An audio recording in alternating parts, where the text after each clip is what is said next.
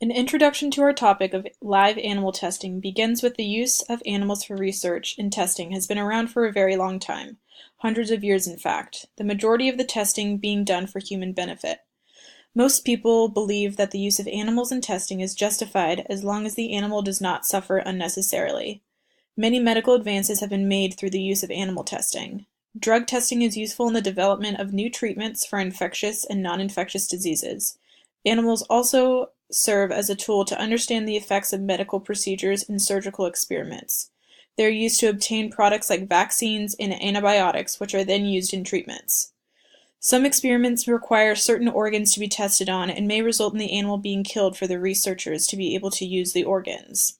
Other times, the animal is alive during testing, which calls into question an ethical issue, if the animals have the right against pain and distress.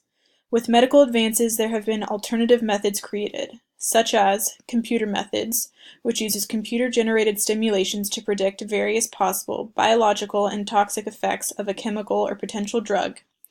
Cell and tissue cultures. The cells and tissues from the liver, kidney, brain, and skin are removed from an animal and can be kept outside of the body for a few days to several months or even a few years.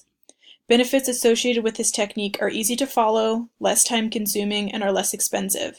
Almost all cosmetics, drugs, and chemicals are tested using these methods, which brings into question, why are animals necessary?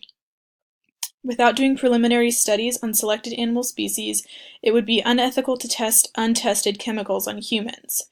There are many obstacles to overcome when creating a new drug that only an in vivo testing allows. Doing so in vitro is too challenging. For example, creating an artificial blood-brain barrier or an intestinal barrier is very difficult, and seeing how drugs respond to absorption is difficult to recreate in an in vitro test.